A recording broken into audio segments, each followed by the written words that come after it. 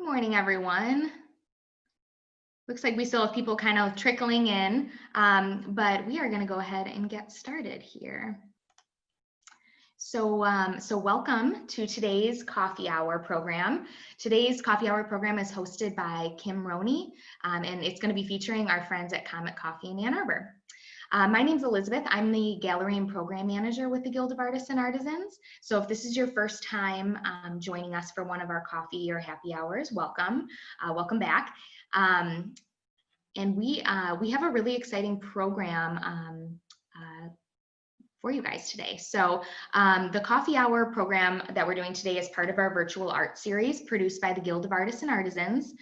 Through this series, we're offering artist programs twice a week. We have a Tuesday coffee hour at 10 and a Thursday happy hour at 4. These weekly virtual events give artists a platform to share their story, give a tour of their studio, sell their art, demo their work. Really, they can take the program wherever they'd like, all while connecting with art lovers virtually. So each program is intended to be unique from the rest. So we encourage you guys to check them out. And I'm actually gonna click here so that we can go live on Facebook. That's what I meant to do. Bear with me for a second.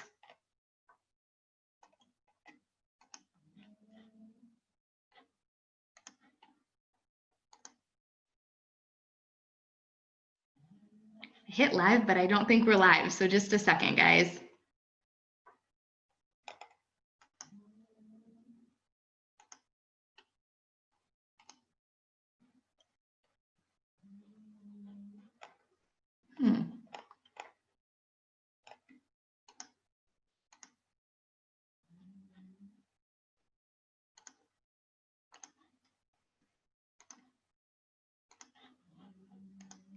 All right, sorry about that, guys. Looked like our live video paused there. So I'll see if we can bring us back live in just a minute or two. But anyway, we're going to get started here. So just a couple of quick housekeeping things before we dive in. If you're new to Zoom, there's a comment section in the right-hand corner of your screen. So feel free to leave comments for Kim, ask questions, interact with us. There's also a question button down at the bottom of your screen, and that's a great place to leave questions as well. I'll pop, chime in as questions pop up. And if we haven't gotten to your question, we'll hopefully get to it by the end. So I'm going to go ahead and bring Kim up for a quick hello and a little intro.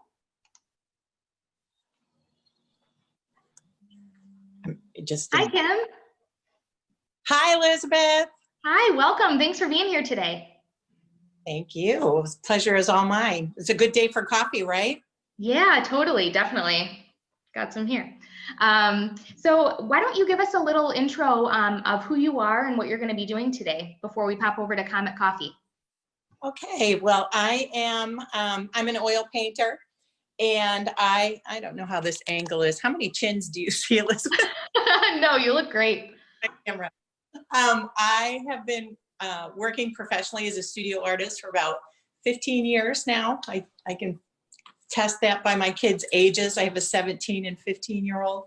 And I started out actually selling in galleries, and then had to shift gears a little bit and found my love of selling my art through art fairs. And that has just changed my whole world, my worldview even.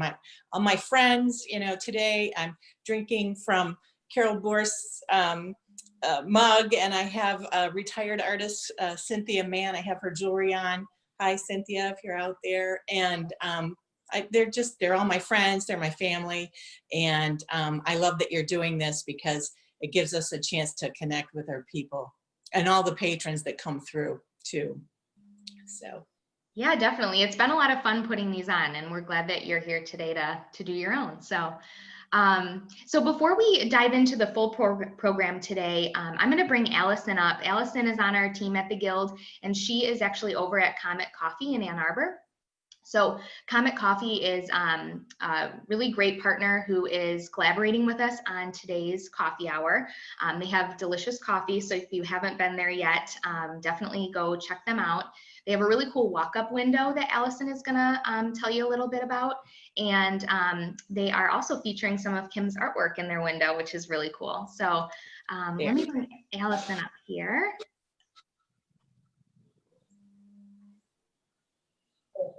Hi, Allison.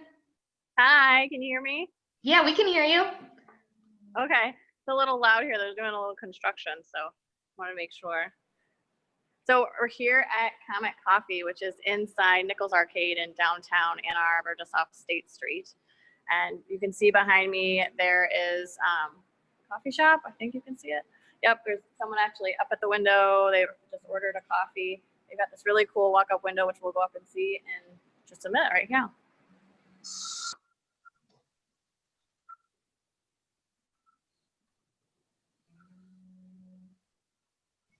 Got suggested where you should stand and pay and stuff like that. And it's hustling and bustling right now. Awesome. I think I'm at Cafe Dolce, which I've heard is pretty darn good. So that's my plan. Cool. So Got some other happy patrons. I haven't been able to make it over there yet.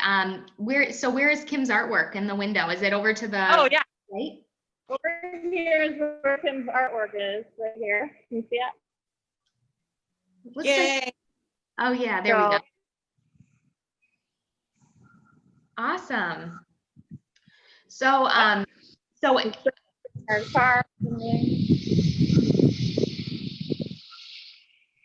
So cool. So when you guys go get coffee at Comet Coffee next time, you have some beautiful artwork to check out as well. And Comet Coffee right now with their walk-up window, they're open Tuesday through Saturday from 9 to 3, I believe. And I'll go ahead and pop their website link in the chat box here. Because they, say you're not really ready to go out, to the public to grab a coffee yet. There's other great ways you can support them, either by getting a gift card. And I was on their website yesterday and they have some really cool t-shirts. So there's a lot of cool stuff that you can check out, and I'll go ahead and put the link in the bio or in the comments there. So Allison, we'll let you enjoy your coffee. Thanks so much for joining. Bye. All right, see ya. I have a question for Allison. Oh yeah. Can you get a shot of the cool walk-up window, because that was custom made by an artist friend of mine. You can see there's these like little driftwood shingles that are down below, and he made this really cool. His name is Ben Forgy, and he lives in my little town of Milan, as does Jim, who owns Comet Coffee. So we're all kind of Jim. Hello. Hi, Jim. Hey, how are you? We're liking the art of the window. Thank you. Can't wait to come back to town and get another coffee. Can't wait to get another coffee with you. Okay. Here's the window we were talking about with the driftwood and everything. Oh, awesome. It's designed by Ben Forgy. Ben Forgy. That's what Kim was saying. Yeah, got the picture. Very cool. Well, thanks so much, Allison. Yep, I'm gonna get my coffee. All right, sounds good. Enjoy. See you later. Bye. All right. All right, Kim. Well, I'm going to let you take it from here. I know you have a great little program scheduled for the rest of the hour. Okay. Well, I saw some people logging on as you were talking, and a couple familiar faces. And one, I just want to do a shout out. One of my high school friends, Pam Whipple, is on, and she got up. She's in Sacramento, California. So I see that she's on watching this morning, and I just want to say hi, Pam. Thank you. So she's got some art of her own she's been working on, and I hope I can give her a little bit of inspiration today. So one of the things that I thought I would start with would be kind of my inspiration. I live in Milan, Michigan, which is about 20 minutes south of Ann Arbor. And my husband and I have 11 acres out here. And I'm gonna kind of flip the phone around and give you all just a little shot of my view. So you can see that it's very rural. There's a lot of commodity crops in the area. And when I was building the house, I needed fill dirt and put this amazing pond in, which we had no idea would be so central to our living here. And over to the left is what is going to be our kitchen garden. And we haven't planted yet because just, you know, stuff. So, but this is, I'm a raised as a farm kid. And I thought that I needed to go out and find my voice in the art world to make my work. And the funny thing was, it wasn't until I moved sort of back home and started working from inspiration here at my fingertips. And that's when kind of my work started clicking. So a couple of different inspirations, but that was part of it. So I work right in my studio is right in the middle of my home. And I'm gonna turn my camera over to, I have a teen who will not be photographed, but she is gonna do my camera work. So I didn't know that I would end up working here, but this is where I do work because this is where the best light is. I have a lovely big window and I get natural light in all day, which I can supplement, but I really prefer to have natural light. I also have workstations down in the basement for kind of messier and prep things and stretching canvases and all that. But this is where I do most of my painting, and I for sure finish all paintings on this level with the natural light. So with that, a little bit about my art career. I wanted to be an artist when I first went to college in 1980 something, early 80s, 82. And I was kind of discouraged from that because I had strong math and science and was steered a couple different directions and was told you'll never get a job as an artist. And I thought an art teacher, and they said, no, you probably won't get a job as an art teacher either. So that was a little bit disconcerting, but you know, life has a way of working out. And what happened was I ended up in the business school, and that put me in a hospitality marketing career for about 20 years. And through that, I did go back and get an art degree, but I couldn't do probably what I do now as well as I do it if I didn't have that background. So it makes a good case for a meandering path through life, and has brought me to today where I'm a full-time studio artist. I sell my work mostly through fairs and festivals. And okay, I have a website and I sell work directly and off the website. And I also do usually an open studio or two. My work is in oil. And Phoebes, if you want to give a little view down here, people can see. So I work with oil paint and a medium called cold wax medium. It's right here in the corner of my palette. It looks like paraffin that's been whipped up. So it's actually made by Gamblin, and it is. You don't have to buy it by the gallon, but I paint a lot. Here it is in the can. And sorry, I have a Newfoundland's trying to get in the picture. So I use this cold wax to mix with my paint, and that has changed my work completely. I didn't start as a knife painter. I started as a traditional painter with thin mediums and glazes, and I over time I was working, and actually what happened was I was an older mom, and my OB was concerned about me using solvents in the studio and toxic materials. So a friend of mine's husband was polymer chemist, and we sat on the phone and went through all the items on my paint cart, and pretty much what happened was I got to keep all of my paints, mostly except for the pure cadmiums and lead paints, and I got rid of the liquid and I got rid of the turpentine, and I had to make some adjustments. And what that did was it forced me to not rely on those mediums and to try to figure it out. And what happened was I was using brushes with very stiff paint and trying to channel some kind of Van Gogh, and it didn't work at all for me. It was very successful for him, but not for me. And so I ended up working, one day I had a knife, and I have about 30 some different knives, but here is a sample of one of the painting knives that I use. And I'll show you more in just a bit.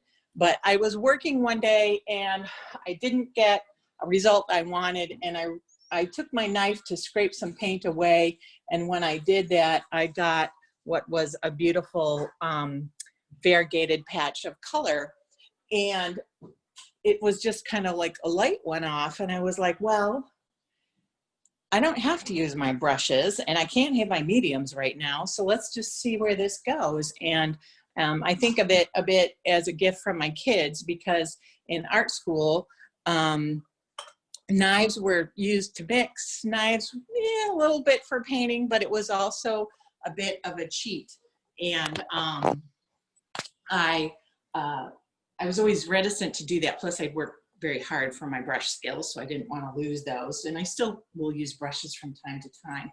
But I started working more and more with the knives, and after maybe a year or two, some friends of mine that are encaustic painters, I was talking to them about some of the technical issues of paint being too thick and wrinkling, or paint that's starting to cure. I would come back and strike with a knife, and it would get a wrinkle in it or a slub. And so those were just some of the issues with my materials I was working through. And they suggested that I mix my paint with the cold wax.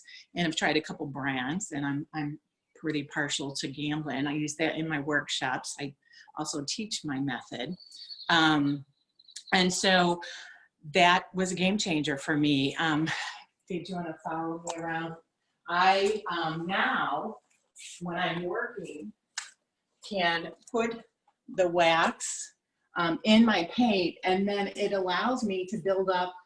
There's a very heavy texture on here, and then I can also carve back in. Here's a good example of me using sgraffito, which is a method of taking an instrument and removing paint and carving away. So these little lines here that you see are actually paint that have been removed and showing the underpainting. I can say I pretty much wholly and always work with an underpainting. You'll see here I've got a couple paintings started. I'm getting ready to start a llama series. And that's, you know, friends sometimes inspire my work, and I had a couple things going on. I have a really good friend of mine who wants a llama. And then I have a photographer friend who has made some great, got some great shots of llamas, and he shared those with me and encouraged me to work from them. So I'll do a little demo in a little bit showing how I would start some knife work with that llama. And I always work in series, so when I do that, I'll show you here, I've got a couple started. So one of the things we'll do is take a little tour before I do the demonstration, and I can show you a little bit more so of my work. My house ends up being a gallery, which is great until it's art show season, and then we load up for a fair, and I have like 2 or 3 paintings hanging, but my family's used to it, and they kind of go with the flow, and then our work always changes.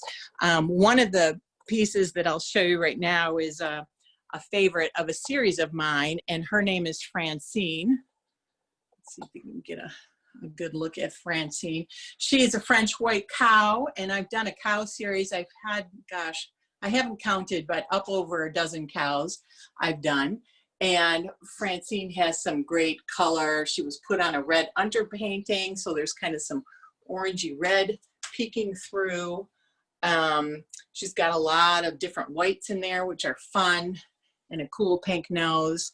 And I named my cows, and Francine was named, I finished her on the 4th of July.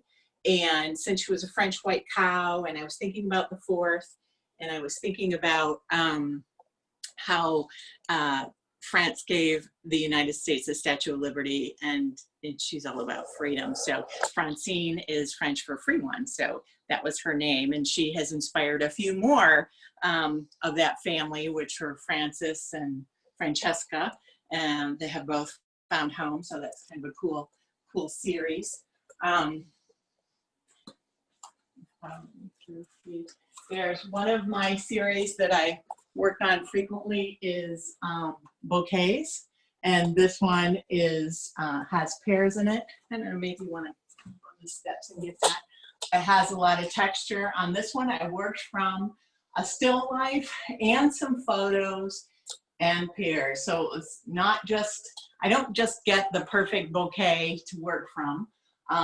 Doesn't always work that way, every once in a while, but usually I have to kind of add in other supporting cast members and take and amplify the queen and make one of them a little bigger than the rest. So that's all part of the work. Right over here is a birch tree painting that's 2 feet by 3 feet. And that is part of a series that I also work in, being a Michigan girl, finding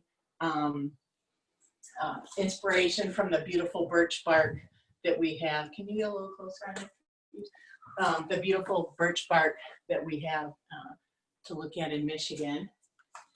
And then in here, so I'm getting ready to paint this room. So just so you know, I have 2 pinks on the wall. They're dirty pinks, and you can vote online if you want. The left is Marry Me, the right is Pacific Rose. Just so. I've had this room, this great purple, for years and years, and it works great with my paintings, but I'm ready for something new. This piece is 4 feet by 4 feet.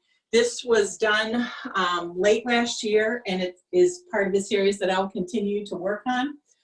Phoebe, do you want to get some the texture? There's some great texture in this piece. It's inspired by the perennial wave movement, which is an art, I should say, a design style of the Dutch garden designers. And in Detroit right now, we have Pete Oldulf, who has been working on a 2.5 acre design for the Belle Isle Conservancy.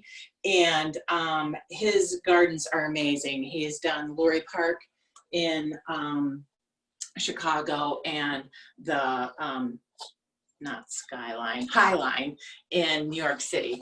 And those are both amazing, amazing garden spaces. So his work has all these large perennial patches that flow and have a lot of texture. And so I have some books by him, and I like to have my coffee and kind of flip through and get some inspiration. And though this might have inspiration from a few different gardens, I don't just work just from one photo, but just from kind of his vibe, if you will. So, and this is pretty abstract for me, which is something that I've been enjoying doing. I like working on the form, like the llama is, it's a nice challenge for me because there's structure and bones and fur and skin and eyes and sentiment and all of that. But then it's nice to dive into something like this. So it's not uncommon for me to work between the two. And some people think that's odd, but for me, it's kind of like cross training. It's like if you have to do a little weights with your cardio and back and forth. And I find the same thing with art. For me to keep all of my skills, it's nice to work tonally, it's nice to work chromatically, it's nice to work thin to thick, it's nice to have form, it's nice to surrender it. So it's just a way to keep fresh. And then what I do is try to change maybe the underpainting color or a fresh subject to kind of keep going. Over here is a bouquet that is 30 by 40, and that has just, it's a little dark in here this morning, I'll step out of the light, but that has some amazing texture in it as well. And this is just, maybe if we can get a little closer, you'll see there is very thin passages to very thick. And that is one of the things the wax just, it really enhances my ability to do that. Just straight oil paint kind of would do it, but then it could sag or wrinkle or have really shiny spots. And the wax gives my work kind of a uniform matte finish. And so I just really, really like that. And it's made with beeswax, and being a farm girl, I'm just all about the bees, and it feels good to be able to put that into my work. So here, this is, you'll see I have quite a few barns. Everything should be on my website, kimrhoney.com, and I have not only originals on there, but you should be able to see previous works. My work has evolved over the years, so you know, usually I'll have just like the last 3 to 5 years work. Started out very differently from 15 years ago. So I also, on my website, you can see I'll have a gift shop on there, and in the gift shop I have prints that I do in-house up to 16 or 11 by 14, which I sell in a mat, and then I can get some images in larger prints that we ship in a tube. I also do greeting card collections, and my cards are, I print them. I print the images here, cut them out, laminate them onto a really nice decollage card, and I sell them individually and in box sets, or you can put your own box together as well. And so small prints and big prints, it's kind of fun. Some people will collect cows, some of my cow images in print. So you can go online and check all of that out. And then a little bit about what I'm working on right now. I started this piece. I have some inspiration for this piece, kind of a color palette of things from a friend of mine's living room. And I started working on it, and it just kind of took a life of its own. So I respond very much to color, and we had some amazing pink skies out here in Milan. And so for me, it was all about the pink sky, and all of this color obviously is not seen or available right now, but it's in my mind from different times living here and growing things. And so I've just been playing with this. The temperature kind of got away from me. It's a very warm piece, it has a lot of energy. And when I started it, I thought it was going to be kind of breezy, and it's not. So I think I'm going to do another one. And I think one of the reasons that I went in that direction is I was painting on kind of a pretty warm orange, which is pretty hot temperature. And that just informed my work. Everything I chose to put on it after that just was really amped up with color. So I think I'm going to do another piece, and I'll start with a light kind of sheer pink, and that I think will change my color and how I approach that. But I still want to keep a pink sky. So pretty experimental, not a lot of inspiration, subject matter, more from memory and kind of some colors in mind. You can see that I've mixed some color here. And what I would like to do is I mix color. Can you get it a little closer? I mix color as I go, and I'll make some colors in advance a bit, and then I modulate that as I'm working. And my one sort of rule of thumb is, as I'm adding color, or mixing color, I should say, I add my wax as I go. That's how I know that I'm keeping the proper ratio. I like my wax ratio right about 25%. Can go up to about a third, and that will still work. But I like the 25%. And then you'll see I have so many knives. When I do workshops, I let my students experiment with the knives. When we travel, I go into the art stores and I have to pick them all up and bend them because I like steel and I like a certain tensile, and I do it by feel. And it's very hard to order knives online unless I'm repeating a shape or a brand. This is kind of a nice big one that I use when I get started on the larger pieces.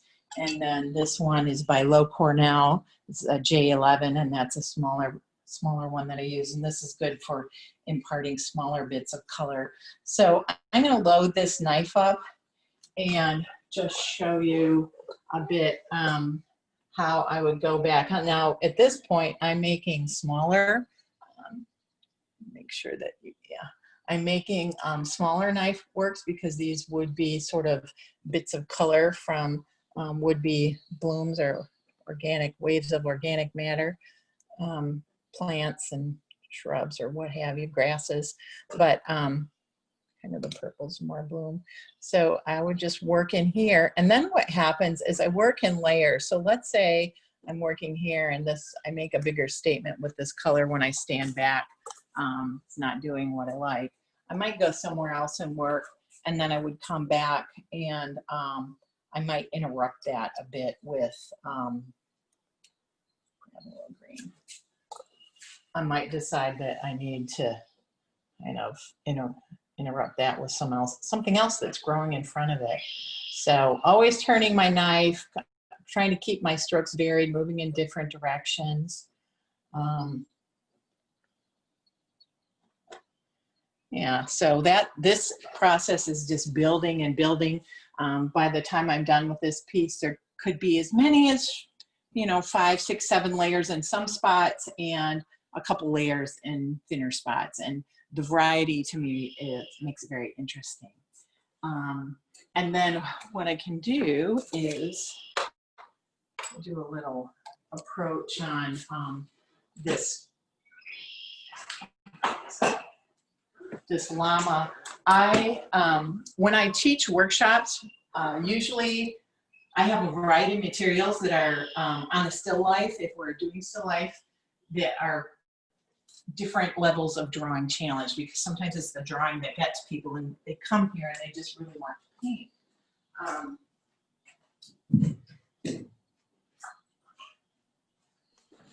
I have a question for you, Kim. Yeah, go ahead. Do you have a favorite subject for your work? It's usually the one I'm working on right now. Awesome. And then I kind of burn through that. They're kind of like boyfriends. They're good for a while, I guess. And then Love it. oh, usually I'm just all about something, and then like I mentioned earlier, I need to push in the other direction. So if I've been doing a couple 3 cows in a row, then I'm like, give me a wide open space, give me no structure, give me a building with square edges, whatever. I kind of want to get away from an organic, mammal person thing. So, yeah. Any other questions on there? None at the moment. I'll chime in when they pop up. All right. So the drawing can be a thing, and for those of you, to paint it, your painting is more successful if you get your drawing together. But there are subjects like the bird's nest, pears, some of the simple forms that will allow you to kind of get the information down, and then we work on paint application and color and all of that. So that can be just, what I'm trying to say is that even though this is a style of work that I have developed over many years, it is something that someone can come for a day and try. And I have some people that have converted over to knife painting and are working regularly. So, you know, maybe someday there'll be, will be studied. There'll be a Michigan group of artists that are working with oil paint and cold wax. So I'm just going to mix up a little bit of a dark kind of brown gray. And I used, you'll see I have like pages of old phone books.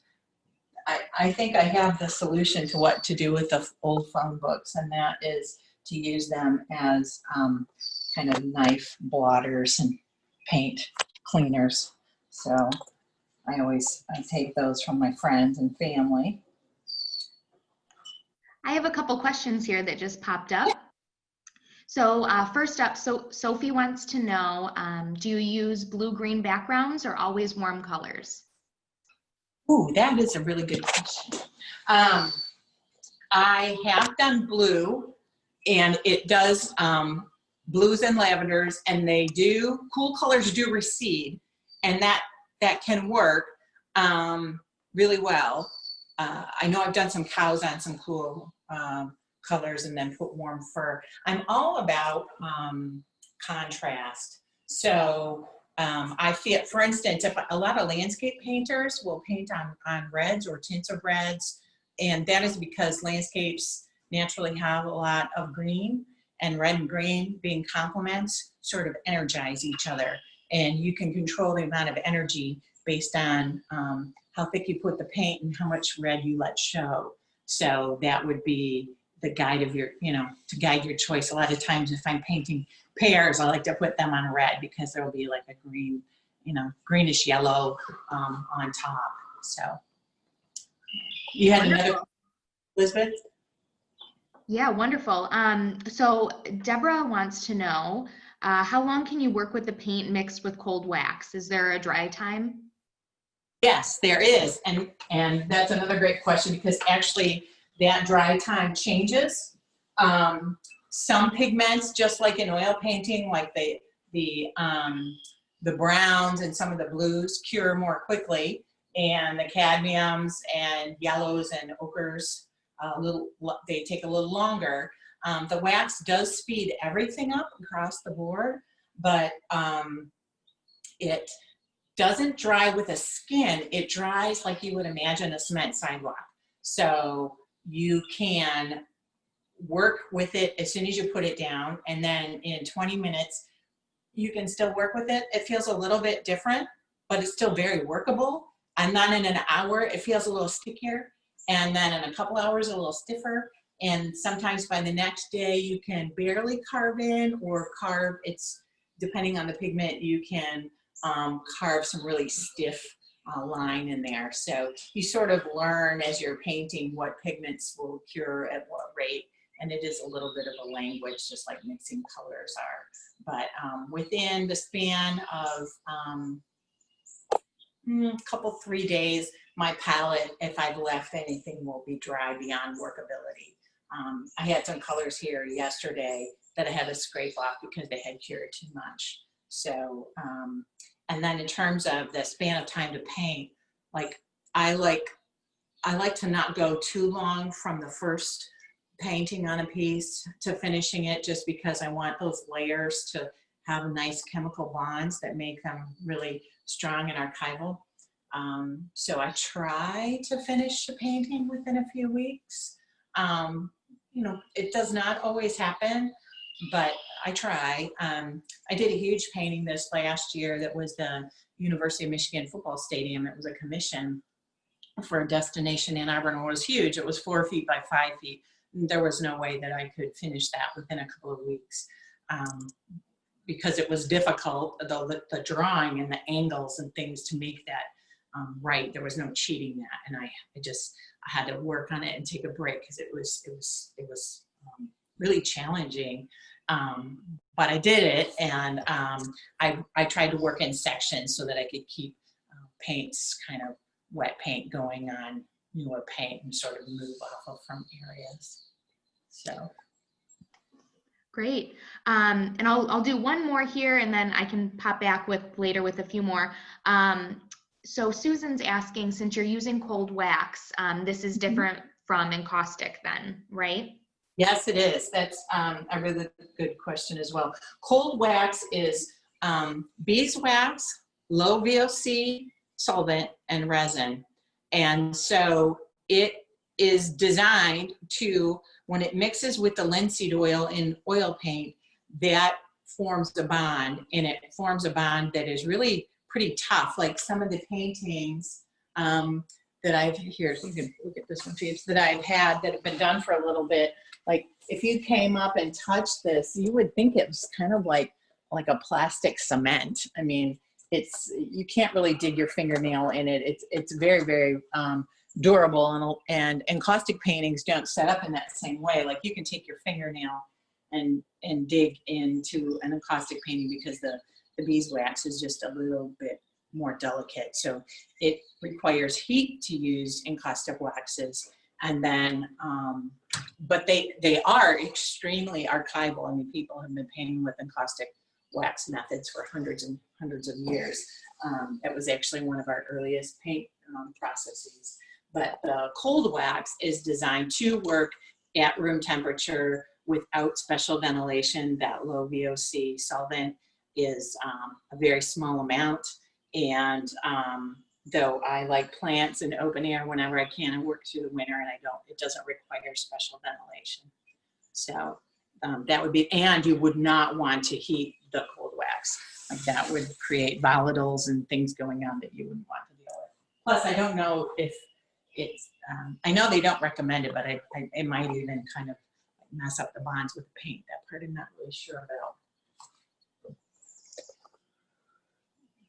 A little more here.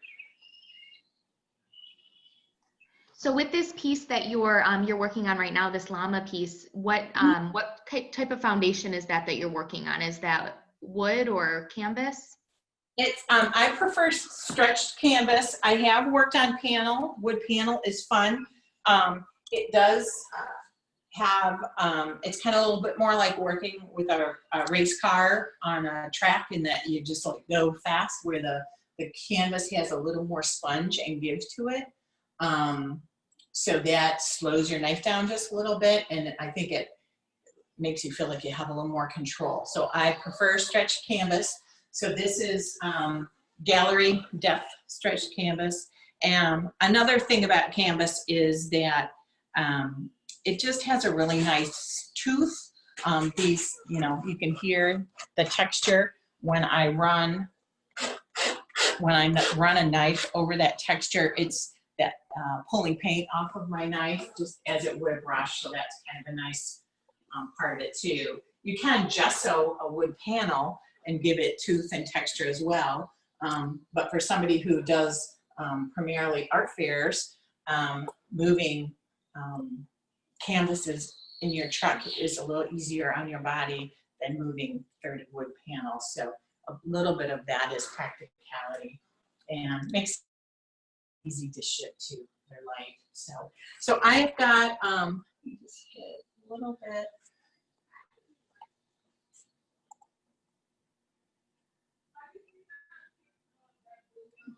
A little blue.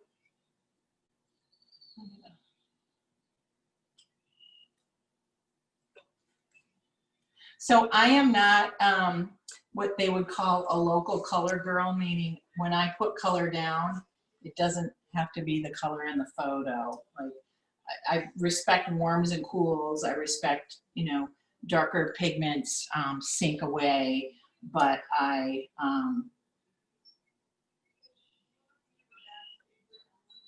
don't always go to the local color. So in this instance, this probably has a little more green in this blue than what I would like, but let's start here with a. So see how I've loaded up paint on the back of my knife, and I'm putting it down. I'm using that, I'm right-handed, so I'm using that back edge. And then you can hear me kind of scrape. Sometimes the paint's a little thinner. I'm kind of carving it back. So what's happening is I'm putting paint down, I'm moving it across, and then I'm also sort of grabbing where I feel like there's excess paint. In the early layers of working, I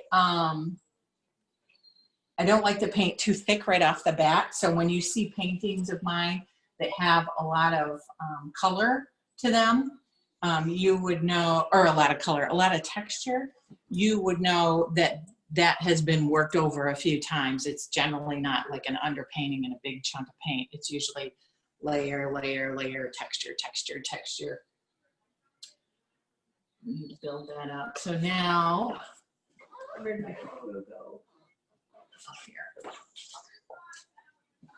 This llama is so cute. And I love it when my photographer friends give me cool pieces and tell me that I can work from them, because I'm a better painter than I am a photographer, for sure.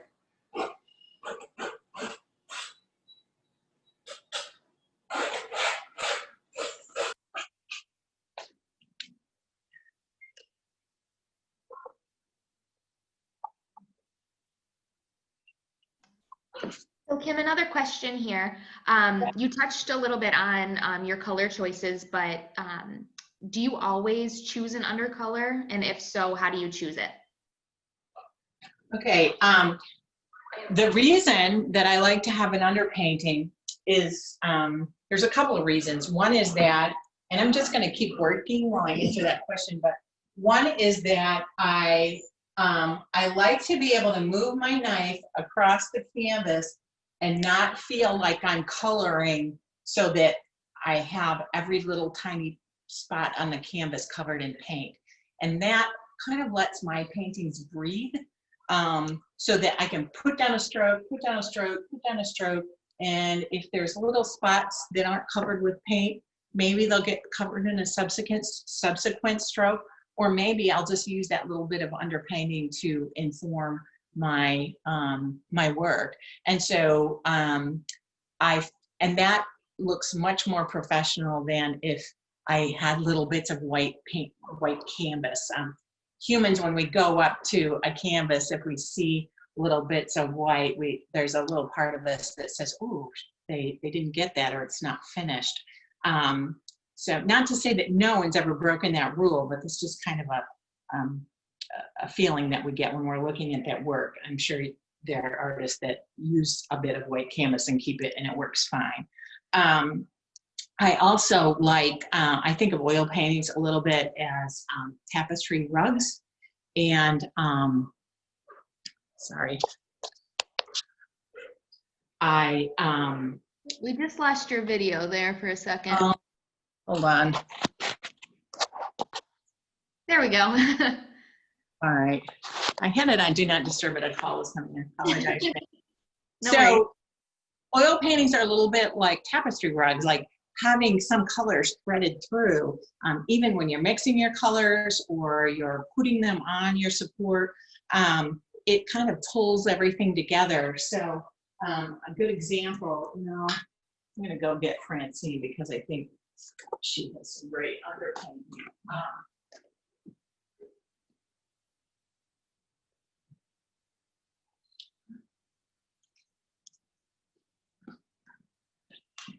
This shows areas where I have left underpainting, and they really, in my opinion, add a lot of energy to the piece because it gives you more of a glimpse and a sense of process. And then when you stand back, you don't really focus on those little highlights of underpainting, but because they're uniformly used all the way through, they kind of integrate the piece. So that would be sort of the benefits of having an underpainting. And then the color choice, if I feel like I'm painting in a rut and I've painted a few that have like a warm, I will quickly change over. And I always have some canvas tinted, but like this is kind of a cool magenta. And so that would just naturally have me make adjustments to my palette. One of the ways that I think I came to work in that manner was that one of my favorite professors at EMU, Eastern Michigan University, his name was, oh, hold on, it will come to me. I just had it and I lost it. I'll get it in one moment, but he, Richard Washington is his name.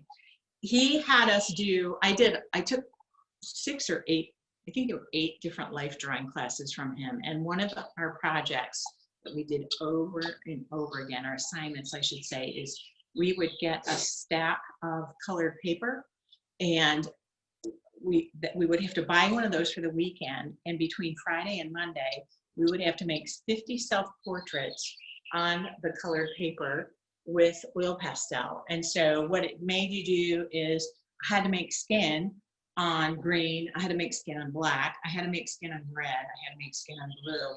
And wow, if you're struggling with color and you want to give yourself an exercise, that just probably changed my work in ways that I don't even know, because I was just naturally having to make all of those adjustments on every new sheet. And I think till today, I'm thankful for him for making us do what we thought was horribly hard work at the time, but it obviously has paid off because I continue to do that in some ways.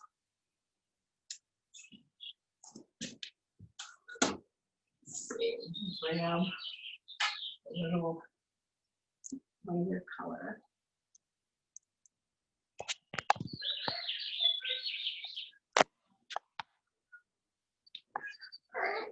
And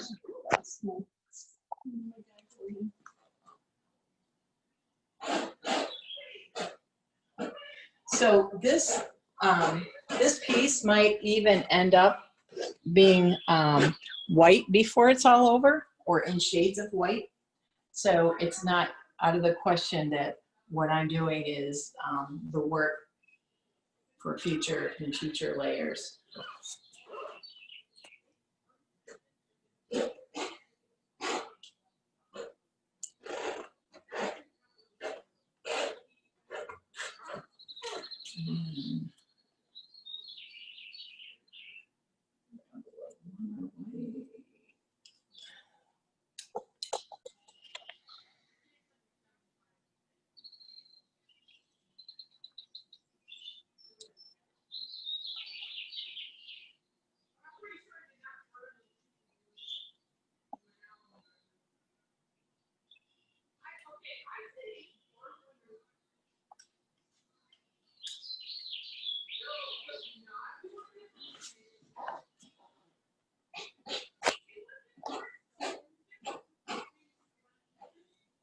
Could you tell Jillian she's being really loud? I'm sorry, we have another Zoom going on upstairs. This is modern day. Yeah, that's kind of our life now, isn't it?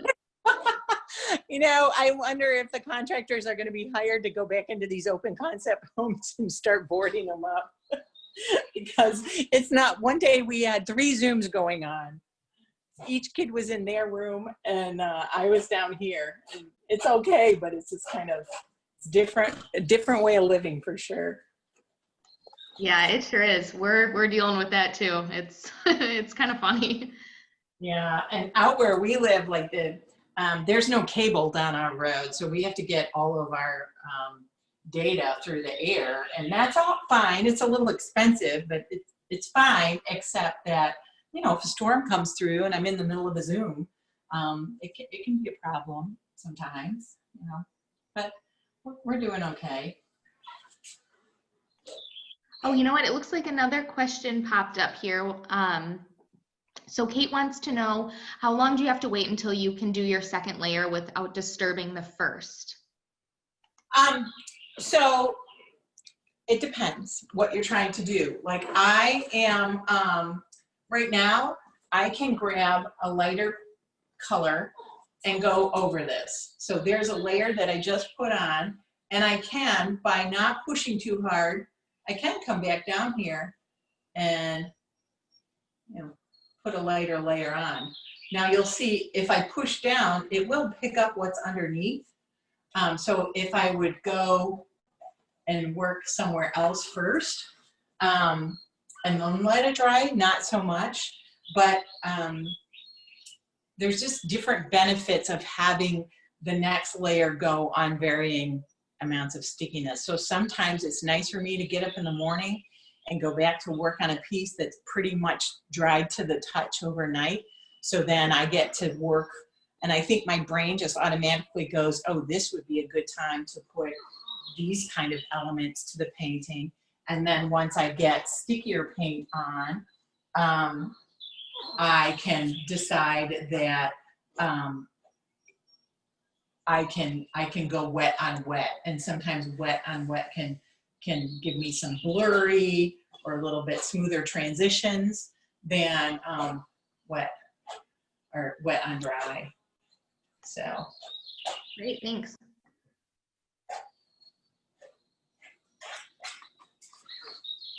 So yeah, so see, as I'm working, I'm still leaving some of the underpainting in here, and as I go, some of it may get covered up and some not.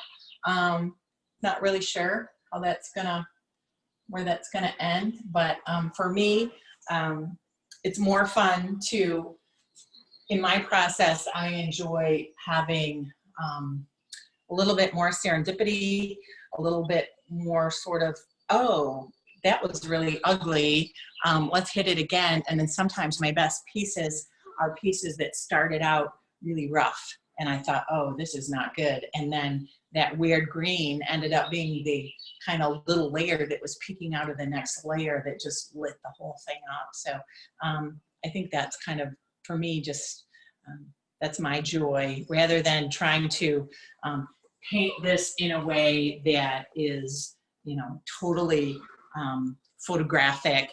I was trained to do that. I can do that, but at some point I just sort of surrendered to that, to things that were more interesting to me. So it's just kind of personal thing. Everybody, you know, brings to and gets what they like in their art. And for me, it's kind of finding joy in imperfections. Just, you know, that's kind of my whole life, actually. Sums up me to the one sentence. So yeah, I think that's it. Well, that's what I have for you all today. Unless you have any more questions, Elizabeth. Yeah, let's do one more question here. Pam wants to know, you know, you've been an artist for a long time. What do you struggle with still? Oh, well, I had a little bit of a pandemic slog through the month of April, and I don't know if it was the loss of, you know, kids not being able to do their thing, and watching the house just sort of not be confining, because we have a lot of space and we're all comfortable here, but just the change, you know, the change in our routine. And I always thought if I had more time, I would paint more.